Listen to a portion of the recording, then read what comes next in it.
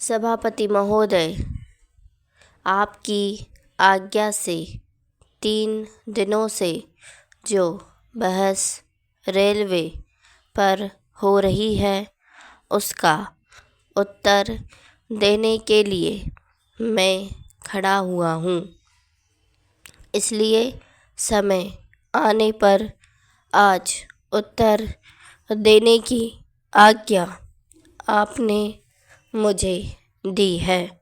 इस बार के बजट पर कुछ विशेष बातें देखने में आई। एक बात तो यह देखने में आई कि इस बजट का उत्तर दूँ तो क्या दूँ। जो बहस हुई उसमें विरोधी दल ने कोई हिस्सा नहीं लिया। शायद उन्हें विरोध करने के लिए कुछ नहीं मिला या उसका मौका नहीं मिला। एक दूसरे ढंग से उन्होंने समर्थन प्रदान किया। अभी माननीय सदस्य महोदय ने जो अन्य कुछ बातें कहीं उनसे मैं सहमत हूँ।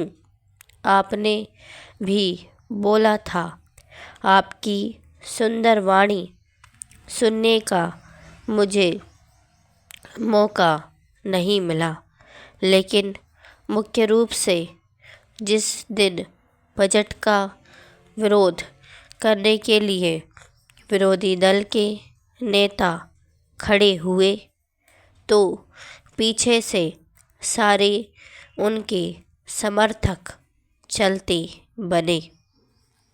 अकेले वही खड़े रहे और बोले, आपको स्मरण होगा मैंने आपका ध्यान आकृष्ट किया। जो बहस रेलवे बजट पर 3 दिन हुई, इधर के हमारे साथियों ने उस समय का सदुपयोग किया। एक सज्जन केवल विरोधी दल की ओर से कुछ विशेष रूप से बोले। वे आज यहाँ नहीं है, फिर भी उनका पूरा का पूरा जो भाषण था, अब मैं उसका उत्तर देने की चेष्टा करूँगा। साथ ही उसके पहले मैं उन सब लोगों को धन्यवाद दूँ जिन्होंने इस बजट के ऊपर अपने विचार रखे। ऐसे लोग जिन्होंने इस बजट का स्वागत किया और बड़ी उदारता के साथ इसका समर्थन करने की कृपा की, अपना सहयोग प्रदान किया। उनके प्रति मैं कृतज्ञ हूँ। श्रीमान इधर के लोग बोले, इसलिए 2 तरह की बातें कही गई। एक तो कुछ नीति संबंधी बात कही गई और दूसरे कुछ सुझाव दिए गए। हमारी व्यवस्था में प्रबंध में कहीं कुछ त्रुटि है, क्या होना चाहिए, इसके संबंध में कुछ सुझाव दिए गए। कुछ सदस्यों ने सुझाव देते हुए अपने प्रदेश अर्थात अपने निर्वाचन क्षेत्र के संबंध में भी कुछ बातें कहीं।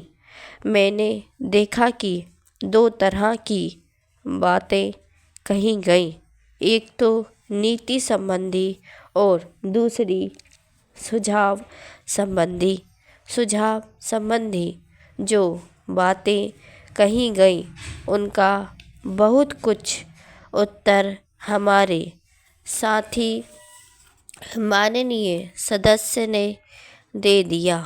इसलिए मैंने सोचा है कि उन्होंने कुछ बातों की चर्चा करके एक तरह से मेरा बोझा बहुत हल्का कर दिया है।